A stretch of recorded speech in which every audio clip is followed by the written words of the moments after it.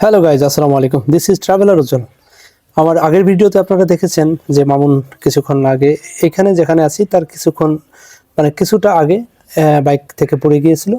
মোটামুটি ইনজিউর্ড হয়েছে, বাইকের কোনো ক্ষতি হয় নাই। ওর পায়ে খুব ব্যথা পেয়েছে, পাটা একটু কেটে গিয়েছে।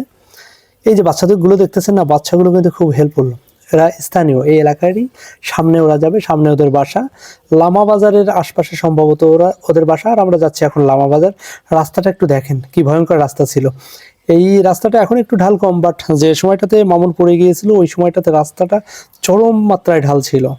এত বেশি ঢাল ছিল যে বাইকটা কন্ট্রোল করতে পারেনি এবং রাস্তাটা খুব এলোমেলো, এবড়ো থেবড়ো ছিল এবং পিচ্ছিল ছিল। রাস্তাটা ভেজা ভেজা থাকার কারণে ও মূলত বাইক থেকে স্লিপ করে পড়ে গেছে। বাচ্চাগুলো যেটা বলছিলাম যে খুব হেল্পফুল। পাহাড়ের এই মানুষগুলো আপনি যখন বিপদে পড়বেন তখন দেখবেন যে আপনার পাশে আসছে, খুব হেল্প করতেছে। মায়া লাগতেছে ওদের জন্য। ওদের সাথে আমি কথা বলতে গিয়ে একটু দেরি হয়ে গেল। আর আমার সামনের বাইকগুলো অনেক আগে চলে গেছে, বেশ কিছুক্ষণ আগে চলে গেছে। আমি ওদের সাথে কথা বলে ওদের একটু চা চকলেটের জন্য একটু ব্যবস্থা করে দিয়ে চলে আসলাম।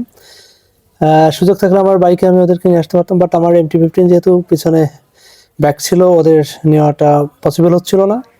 আচ্ছা, যাচ্ছি অচেনা পথ দিয়ে, একটু ভয় ভয় লাগতেছিল। মানুষজন খুব কম, এলাকায় মানুষ একদম নেই বললেই চলে। খুব মাঝে মাঝে মানুষ, এই মানুষগুলো ওদের জিজ্ঞেস করতেছি যে আমি আসলে কোন দিক দিয়ে যাবো। ওরা বলে যে এই দিক দিয়ে, এবং আমাদের বাইকগুলো সামনে গেছে সেই ডিরেকশনটা ওরা দিল আমাকে। ওরা ভালো, সাধারণত কোনো প্রবলেম হয় না। এটা যদি লোকালয় হতো তাহলে কিন্তু প্রবলেম হওয়ার সম্ভাবনা থাকতো। এই পাহাড়ের মানুষগুলোর প্রতি আমার আস্থা আছে, কারণ দীর্ঘদিন ধরে আমি পাহাড়ে অনেক ট্যুর ট্রাভেল করেছি।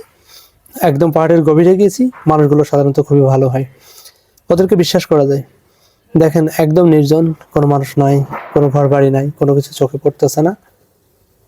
এর মধ্যে দিয়ে যাচ্ছি। পাহাড়ে আসলে কখনোই সাহস অতিরিক্ত দেখানো উচিত না। আমাদের মামুনের যে অবস্থা হয়েছে, এটা অল্পের উপর দেখেছে বলা যায়, বাট এটা আরো একটু বড় আকার ধারণ করতে পারতো। একটু বড় সড়ো হলে তো আরো বিপদ হতো। এইসব সিচুয়েশনে এসে যদি বাইকের কোনো প্রবলেম হয় তাহলে কিন্তু খুব বিপদ, কারণ ইনস্ট্যান্ট আপনি বাইকটা রিকভার করার জন্য কোনো লোকজন পাবেন না। তারপর আবার সন্ধ্যা হয়ে গেছে, এই সন্ধ্যা বা রাতে আরো বড় বিপদ। তাই সবসময় আপনারা যখন যেখানে যাবেন ওই রাস্তা সম্পর্কে, ওই এলাকাটা সম্পর্কে ভালো করে জেনে নিয়ে তারপরে মুভ করলে ভালো হয়।